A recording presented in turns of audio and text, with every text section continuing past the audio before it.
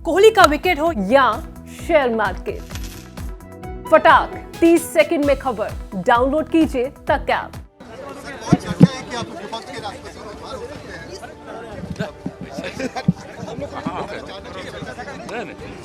सबका तो हमको कोई दिमाग में भी आइडिया नहीं।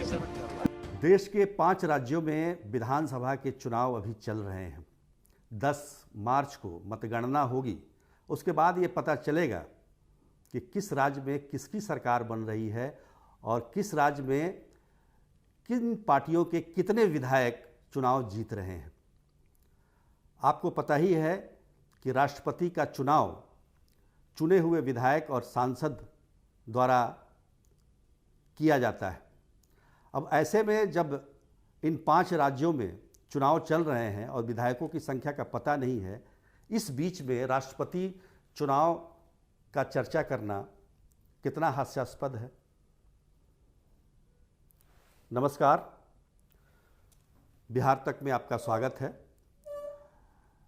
तो बिहार के मुख्यमंत्री नीतीश कुमार को विपक्ष के राष्ट्रपति उम्मीदवार के तौर पर पेश किया जा रहा है और कहा जा रहा है कि नीतीश कुमार विपक्ष के उम्मीदवार बन सकते हैं क्योंकि कांग्रेस भी उनके नाम पर तैयार हो सकती है, सभी विपक्षी दलों के अलावा, और वो एक बेहतर चेहरा हैं। माना जा सकता है कि वो बेहतर चेहरा हैं। और आपको याद भी होगा कि 2014 में तो वो प्रधानमंत्री के सबसे बेहतरीन चेहरों में से थे। हालांकि बाद में जब वो महागठबंधन छोड़कर बीजेपी के साथ चले गए तो उसके साथ ही ये संभावनाएं ख़त्म हो गई। अभी भी नीतीश कुमार एनडीए के साथ हैं और एनडीए के ही मुख्यमंत्री हैं बिहार में।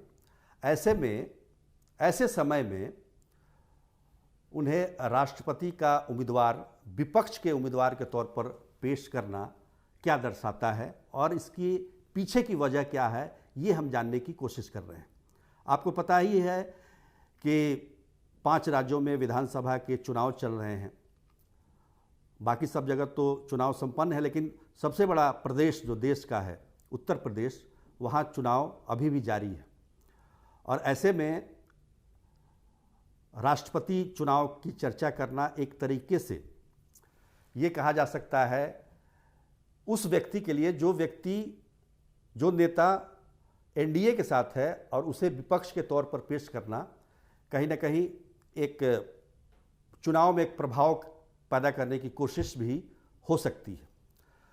पर जहाँ तक राष्ट्रपति चुनाव का सवाल है कि राष्ट्रपति का चुनाव चुने हुए सांसद और यानी कि लोकसभा में जो सांसद चुन के जाते हैं वो, और विधानसभा में जो विधायक चुन कर जाते हैं, यानी कि लोगों के द्वारा, वोट के द्वारा चुने हुए सांसद और विधायक ही राष्ट्रपति का चुनाव करते हैं, उनका वोट डाला जाता है।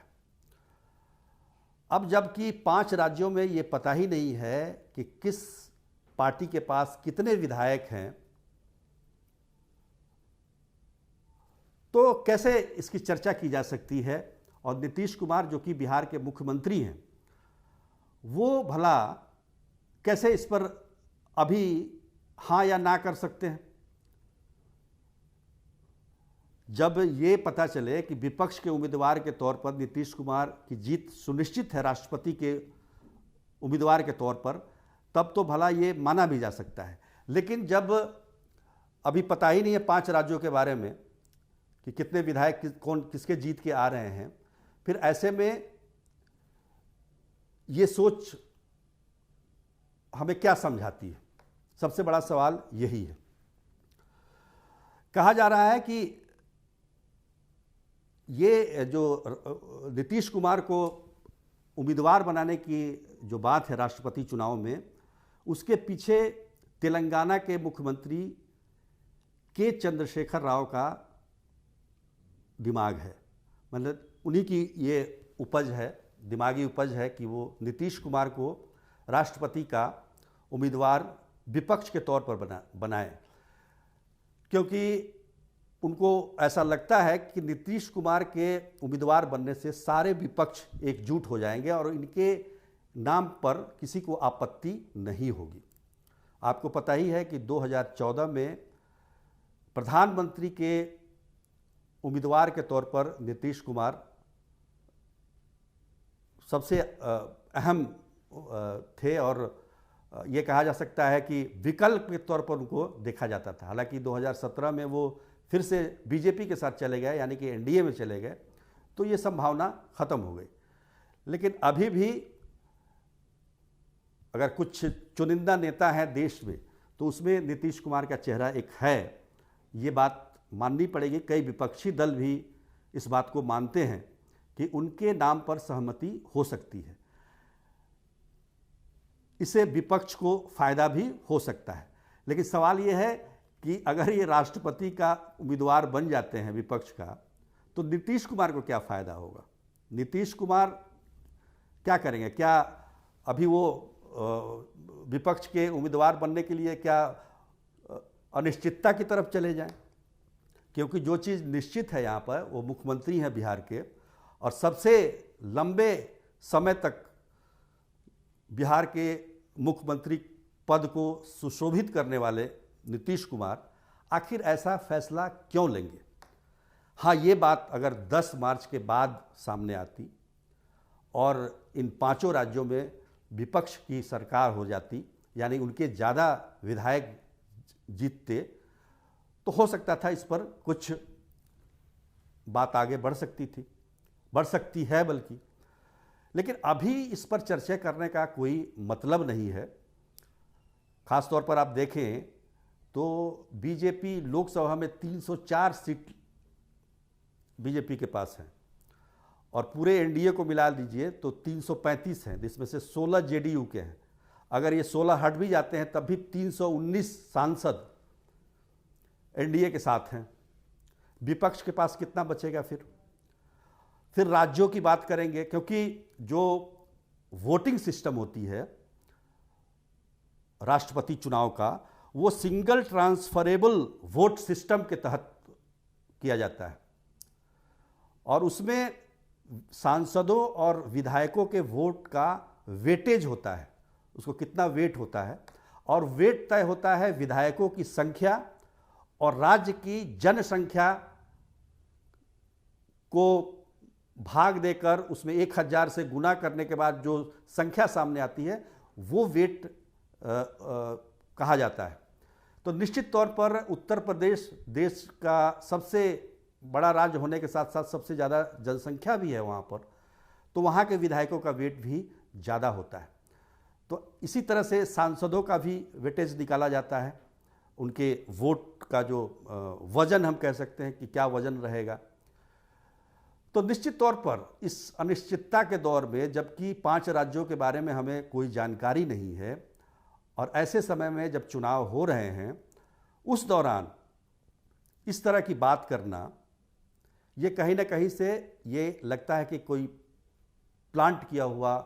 प्लांटेड खबर है ये, जिसमें किसी न किसी को इसका फायदा मिले।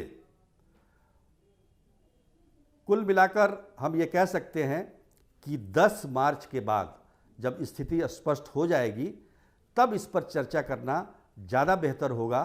और ख़ास तौर पर बात की जाती है कि जो रणनीतिकार हैं राजनीतिक, प्रशांत किशोर, उनसे नई दिल्ली में जो नीतीश कुमार की मुलाकात हुई, उसको लेकर उसी के बाद से ऐसी बात होने लगी कि हो सकता है कि राष्ट्रपति चुनाव को लेकर कोई चर्चा हुई होगी। लेकिन जो सूत्र बताते हैं, जो हम कह सकते हैं कि विश्वसनीय सूत्र बताते हैं कि ऐसी कोई चर्चा नहीं हुई और व्यक्तिगत ये भेंट थी और इस पर राजनीति की कोई चर्चा नहीं हुई। लेकिन इसको लेकर एक खबर बाहर निकली कि राष्ट्रपति के चुनाव को लेकर ये सारी बातें हुई हैं और चंद्रशेखर राव ने उद्धव ठाकरे से मुलाकात की, शरद पवार से मुलाकात की, ये सारी बातें हैं। पर इसका लबो-लुआब ये है कि 10 मार्च जब मतगणना होगा 5 राज्यों का, उसमें क्या परिस्थिति बनती है उसके बाद ही कुछ तय हो सकता है। और 10 मार्च वो तिथि है जब पूरे देश की राजनीति उस पर निर्भर कर रही है। राष्ट्रपति चुनाव तो है ही, बाकी राज्यों की राजनीतिक रणनीति, नेताओं की रणनीति, ये सब कुछ 10 मार्च के बाद ही तय होगा। आज के लिए बस इतना ही। तब तक के लिए धन्यवाद।